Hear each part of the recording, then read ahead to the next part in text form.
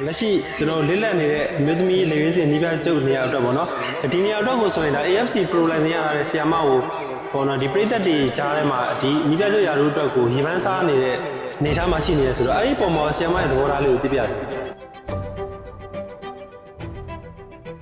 ဒါပေါ့နော်အခုဒါဆိုရင်ဒါမြန်မာမျိုးသမီးလိဒုတိယကျော်ပြန်စနေပြီဆိုတော့ပေါ့နော်မြန်မာမျိုးသမီးလိဒုတိယကျော်အတွက်ဆီယာမရဲ့ဒီကစားသမားတစ်ခေါ်မှုအကြောင်းလေးလည်းပြောပြပြပါအောင်ဆီယာမ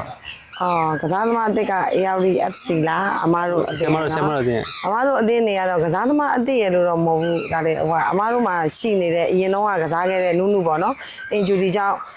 ပြန်ထွက်သွားတဲ့ကလေးရယ်နောက်အသက်20လေရွေးစဉ်ကစောင်းမဖြေနေတဲ့ကလေးတွေရယ်နောက်တစ်ခုကပထမတော့ကဒီ MNN မိန်းကလေးအစမှာကစားထားတဲ့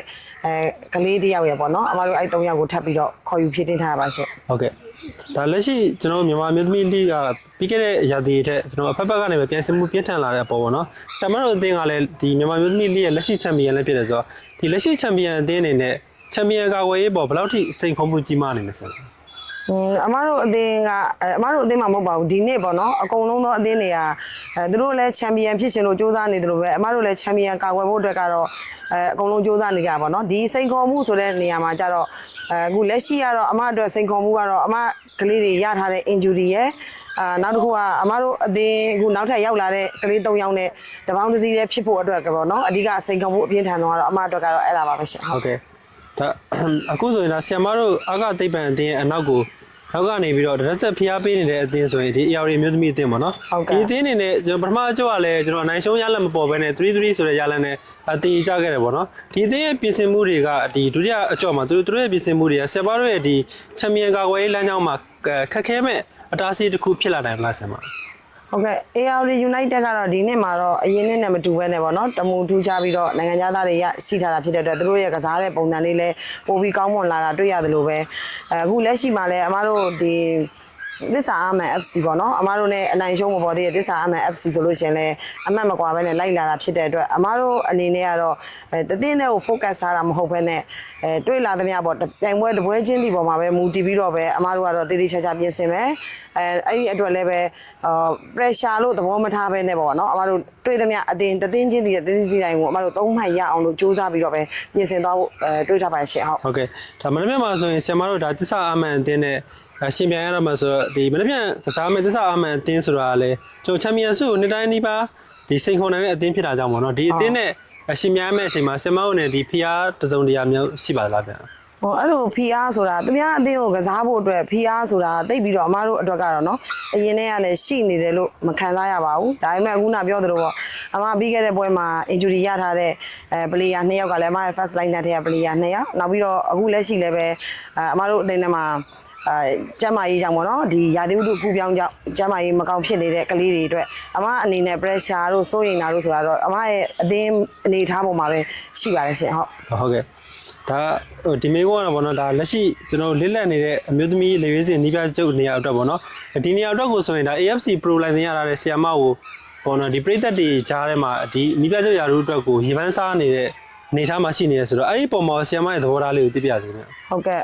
အမကိုယုံကြည်ပြီးတော့ဗောနော်ဒီတာဝန်ပေးရစေခြင်းနဲ့ပရိသတ်တွေရောအကုန်လုံးဗောနော်အကုန်လုံးအမဒီနေ့လေးကျေးဇူးတင်ပါတယ်လို့ဒါပေမဲ့လည်းပဲအမပြောခဲ့သလိုပဲအမရဲ့ပညာကအခုမှစပြီးသင်ယူနေတာဖြစ်တဲ့အတွက်အမရဲ့အပေါ်မှာဒီလမ်းကြောင်းအမှန်ကိုသွားနိုင်ဖို့ဒီထက်ပိုပြီးတော့ဒီဘောလုံးနဲ့ပတ်သက်လို့ဘ ഹു တုဒတွေအများကြီးရနိုင်ဖို့အမကို guideline ပေးတဲ့လူတယောက်နဲ့တတောက်လျှောက်သွားနေမှသာလေအမကိုဒီထက်ပိုပြီးဝန်းစာပြည့်လာမယ်လို့အမကတော့ထင်မြင်ယူဆမိတယ်အဲ့တော့အမဒီထက်ပိုပြီးအများကြီးသင်ယူအောင်မှဖြစ်တဲ့အတွက်ဒီပေါ့အမတို့ထက်ပိုပြီးတော့အတွေ့အကြုံပိုများတဲ့လူအမတို့ထက်ပိုပြီးတော့ international experience ပိုများတဲ့လူတယောက်လောက်ကသာအဲ့လို guideline ပေးနိုင်မယ်ဆိုရင်တော့အမအတွက်ကတော့ဒီလိုဘယ်အသင်းမှမဆိုပေါ့နီးပြလို့ရတာတိတ်ပြီးတော့အခက်အခဲရှိနေမှာတော့မဟုတ်ဘူးဒါပေမဲ့ဒီတိုင်းဒီ pro license ရလို့ဒါဒီလိုမျိုးသွားလိုက်မယ်ဆိုတာတို့ဘာလို့အတွက်တော့အမအတွက်ကတော့မရှိပါဘူးဘာလို့ဆိုတော့အမက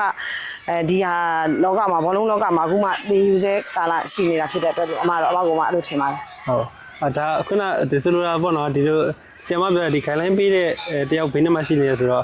့ဘလူအတိတ်ပြန်မျိုးလဲမသိဘူးနော်ဆီယမတကယ်လို့လေစင်အတင်ဒီပြကျုပ်ယာရုယူတယ်ဆိုရင်တော့မှဘေးကနေပြီးတော့အဲ့လိုမျိုး supporting တယောက်လောက်ရှိတဲ့အနေထားလားဘယ်လိုမျိုးလဲဆီယမ ဟုတ်ကဲ့ရှင်အမားတို့ဘောလုံးလောကမှာဥပမာ invitation match ပဲသွားချင်တာပဲဖြစ်ဖြစ် friendly match ကန်ချင်တာပဲဖြစ်ဖြစ်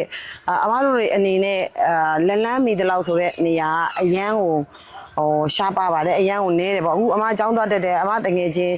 12ယောက်ရှိတယ်12ယောက်ရဲ့တိုင်းပြည်နဲ့ပဲအမတို့အဆက်အဆံလုပ်လို့ရမယ်နောက်ထပ်ဒီ international အများကြီးဆက်ဆံဖို့ကြတော့ဒီ international level မှာသွားနေတဲ့လူတစ်ယောက်လောက်ကအဲ့လိုမျိုးရှိနေခြင်းအဖြစ်ဘာရမလဲဆိုတော့အမတို့ကျန်တဲ့အသင်းကောင်းတွေနဲ့ဘောလုံးကန်ခွင့်ရမယ်နောက်အသင်းကောင်းတွေရှိမှသွားပြီးနိုင်ငံမြင့်တဲ့နိုင်ငံတွေမှာသွားပြီးတော့ training ဆင်းခွင့်ရမယ်နောက် friendly match ကန်ခွင့်ရမယ်ဒါဆိုလို့ရှိရင်အမအတွက်တင်မဟုတ်ဘဲနဲ့ကလေးတွေရောဒီ player တွေအတွက်ကောအမတို့အတွက်ကောအများကြီးတင်ယူခွင့်ရမယ်လို့အမကတော့ယူဆမိတာဖြစ်တဲ့အတွက်ဒီလိုပြောတာပါရှင်ဟုတ်ကဲ့နောက်ဆုံးအနေနဲ့ပေါ့နော်ဒါအကသိပ္ပံအမျိုးသမီးအသင်းကိုကျွန်တော်တို့ဒီမြန်မာအမျိုးသမီးလိကိုပါစိတ်ဝင်စားနဲ့အားပေးနေကြတဲ့ပြည်သက်ကြီးကိုလည်းကျေးဇူးတင်စကားလေးပြောပြပါအောင်ဆရာမဟုတ်ကဲ့အခုလက်ရှိမြန်မာအမျိုးသမီးလိပြန်စတဲ့အချိန်မှာလည်းပဲပေါ့နော်ရှေ့မှာမအောင်မြင်ခဲ့တဲ့အမတို့အသင်းတွေအကုန်လုံးမေ့ထားပြီးတော့သူတို့ရဲ့တာဝန်ကိုကြည်ကြည်နဲ့ကွင်းနဲ့ထိရောက်လာခဲ့ကြတဲ့ fan တွေရော supporter တွေရောနောက်တစ်ခုကTV ဖန်သားတွေကနေတောက်လျှောက်အားပေးနေတဲ့မြန်မာနိုင်ငံအတွင်းကလူတွေရောနောက်ကမ္ဘာတဝန်းကအလုံးလုံးရင်းနဲ့အားပေးနေကြတဲ့ပြည်သက်တွေအကုန်လုံးအမကျေးဇူးတင်ပါတယ်လို့ပြောချင်ပါတယ်။ဘာဖြစ်လို့လဲဆိုတော့ရှုံးနေတဲ့အချိန်မှာလည်းသူတို့အတူတူဝိုင်းနေပေးသလိုမျိုးပဲအခုလိုမျိုးပြန်ပြီးတော့ကလေးတွေစိတ်သင့်လူသင့်နဲ့ပြန်ဆနေတဲ့အချိန်မှာလည်းစိတ်မပြတ်ဖက်နဲ့အားပေးနေတာဖြစ်တဲ့အတွက်အကုန်လုံးအမဒီနေရာနေပြီးတော့လိုက်လေးကျေးဇူးတင်ရှိပါတယ်လို့ပြောရင်းနဲ့နောက်ထပ်လည်းအမတို့ ISP အပါဝင်ပေါ့နော်မြန်မာမျိုးသမီးလောကကိုမျိုးတိုးတက်ဖို့အတွက်ထပ်ပြီးတော့အားပေးပါအောင်လို့အမကတော့ဖိတ်ခေါ်ပါတယ်ရှင့်